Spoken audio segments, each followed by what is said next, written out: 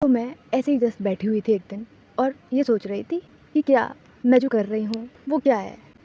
हफ्ते में, महीने में, साल 6 महीने में एक दिन ऐसा आता है कि जब मैं बैठ के सोचती हूँ कि कर क्या रही हूँ, क्यों कर रही हूँ, क्यों कर रही हूँ वो समझ में आता है, पर कर क्या रही हूँ। क्या ये लॉन्ग टर्म करना है मुझे, क्या ये लॉन्ग टर्म करना चाहती हूँ मैं, क्या ये मजबूरी है मेरी, या और भी डिफरेंट क्वेश्चंस दिमाग में आते हैं। And I am quite sure कि बहुत सारे लोगों के दिमाग में भी आते होंगे। And no, I am not talking about कि 5 साल का प्लान क्या है, जॉब क्या है, या जो हमारी कंडीशनिंग है, जो हमें बताया गया है कि हमें ये करना है, 22 तक पढ़ाई, 30 तक शादी, फिर बच्चे एंड ऑल ऑफ दैट। वो नहीं, उसके सिवा डू यू नो कि हम जा कहाँ रहे हैं, where are we heading to. क्योंकि स्टैटिस्टिकली बहुत सारे लोगों को, मेजॉरिटी ऑफ द लोगों को नहीं पता है कि वो कहाँ जा रहे हैं, उनका डायरेक्शन क्या है and what exactly they want to do.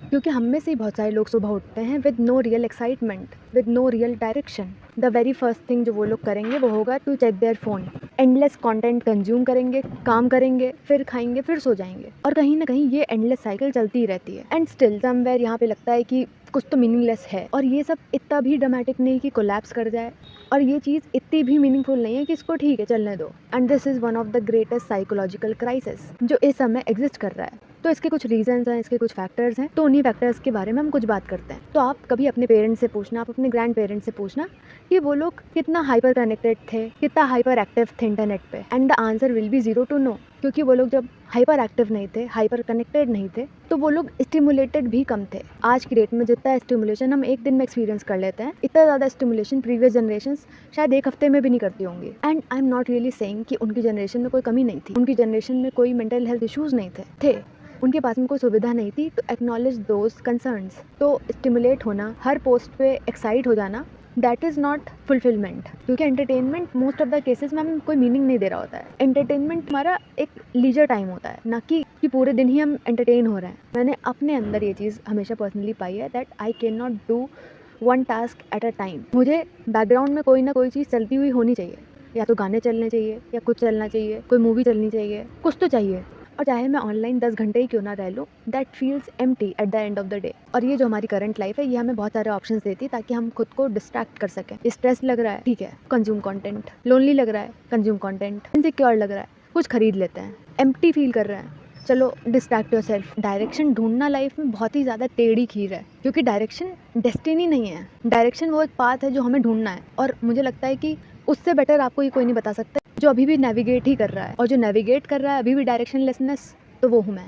And in this video I will tell you कि मैं कैसे इस चीज़ को नेविगेट कर रही हूँ। तो हम सब ने जो हिस्ट्री पढ़ी है उसमें यही पढ़ाया गया हमें कि लोगों को पैदा होते ही उनका पता था कि उन्हें क्या करना है। उनकी लाइफ को ऑलरेडी मीनिंग मिला हुआ होता था, उनको बस स्ट्रक्चर फॉलो करना होता था। अगर कोई एक जनरेशन में सुनार है तो उसकी जो नेक्स्ट जनरेशन आएगी वो सुनार ही बनेगी। और ये समझा दिया गया लोगों को कि ठीक है, that is only a good life. अपना स्ट्रक्चर फॉलो करो, जहाँ तुम पैदा हुए हो, जो तुम्हारी पूरी फैमिली लीनियज करती चली आई है, तुम्हें वो करना है, स्ट्रक्चर फॉलो करो, and that is what is the meaning of your life. अलग से तुम्हें ये मीनिंग ढूंढने जाने की ज़रूरत नहीं है। और जैसे जैसे हमारा एवोल्यूशन हुआ, कट टू रिसेंट टाइम्स, अगर कोई एक जनरेशन में इंजीनियर है तो उसकी जो नेक्स्ट जनरेशन आएगी, उसका जो बेटा होगा या बेटी होगी, वो इंजीनियर बनेगी। या फिर अगर उसके माता पिता डॉक्टर हैं तो उसकी बेटी या फिर बेटा डॉक्टर बनेगा। पर cut to right now, we can be doctor and something else, we can be engineer and something else, we can be CA and something else. Nusair put this very well, which is in the old day you could either be a doctor or you could be a lawyer, right? Today is the generation of ands, which is you can be a doctor and something else, you can be a lawyer and something else, and more often than not this is doctor and content creator with it. मतलब अगर हम doctor हैं तो हम एक content creator भी हो सकते हैं, अगर कोई इंजीनियर है तो वो एक स्टार्टअप फाउंडर भी हो सकता है, अगर कोई CA है वो XYZ चीज़ें परस्यू कर सकता है। तो ये चीज़ तो एक अच्छी चीज़ होनी चाहिए थी कि हमारे पास में इतने सारे ऑप्शंस हैं, हमें पुरानी चीज़ें फॉलो नहीं करनी पड़ रही हैं। तो लोगों के पास में ये फ्रीडम होना, ये चॉइस होना एक बहुत अच्छी चीज़ है, पर सिर्फ उन लोगों के लिए जिन लोगों को पता है कि उन्हें क्या करना है। बाकी सब लोग जो बचे, उनके लिए फ्रीडम बन जाता है एक पैरालिसिस, क्योंकि बहुत सारी चॉइसेस हैं, बहुत सारा कंपैरिजन है, बहुत सारी आइडेंटिटीज़ हैं, बहुत सारे लोग हैं जिन्हें आप कॉपी कर सकते हो। तो खुद को बिल्ड करने के बजाय, खुद के ऊपर काम करने के बजाय, वी स्टार्ट कॉपीइंग पीपल।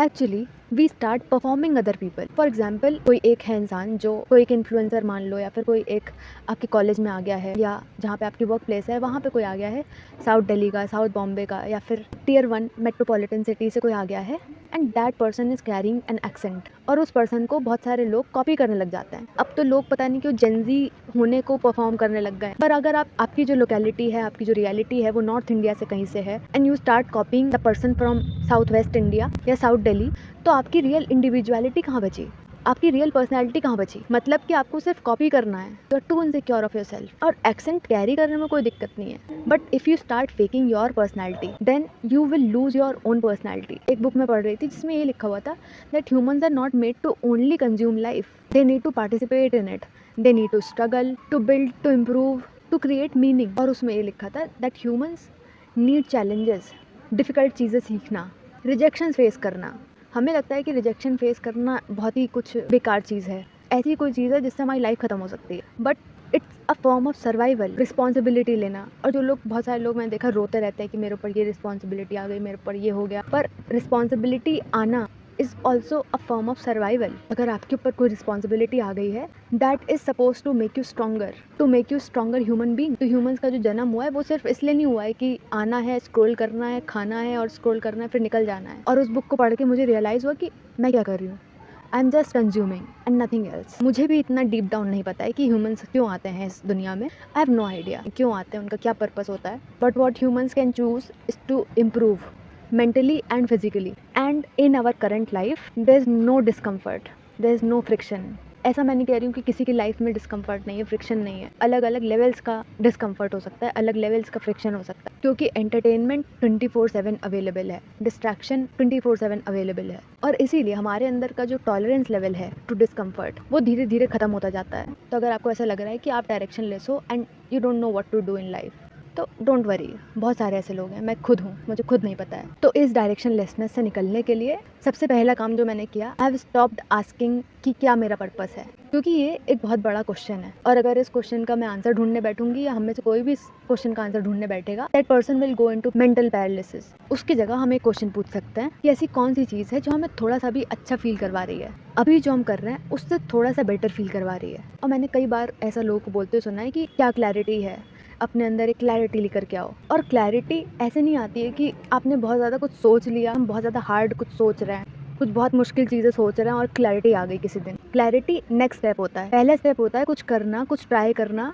उसमें फेल होना, उसके बाद क्लैरिटी आती है, and then you will figure out. दूसरी चीज़, reduce the noise social media की। XYZ इंसान क्या कर रहा है, मेरा दोस्त स्कूल का क्या कर रहा है, वो XYZ पर्सन क्या कर रहा है। इंस्पिरेशन लेना is a very good thing, पर जिसको आप देख रहे हो आप उसको परफॉर्म करने लग जाओ, that I think is a shallow thing. तो जब तन्मय भट्ट ने बोला that you can be anything, तो you can be anything. You can be a coder, trader, creator, founder, freelancer, fitness coach, सब कुछ हो सकता है आप। 10,000 ऑप्शंस हो सकते हैं, पर टाइम तो कम है, टाइम तो 10 साल ही है। हम ह्यूमंस टाइमलाइंस में जीते हैं। जब इतने सारे ऑप्शंस हैं चूज़ करने के लिए, तो बार बार दिमाग इसी तरफ दौड़ता है कि what if I choose wrong. जब हम टाइमलाइंस में जीते हैं कि हमें इस एज तक अपना करियर सेट कर लेना है, किसी के लिए वो एज 25 होती है, 35 होती है, 40 होती है, व्हाटएवर, कोई भी हो सकती है। और प्राइमरी पाथ फॉलो करते करते we don't want to fail. और वहीं पे आता है कि जब हमें सर्वाइव भी करना है और कंपैरिजन भी करना है दूसरों से, and that creates a mental fog. हमें अपनी सिटी लाइफ बहुत अच्छी लग रही है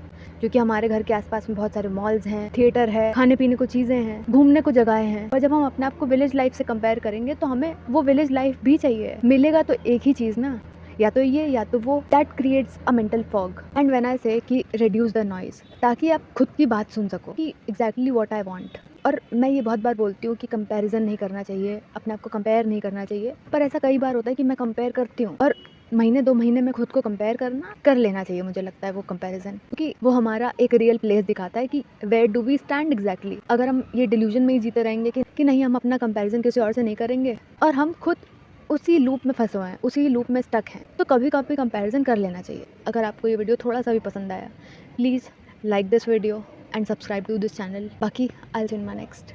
ओके, बाय।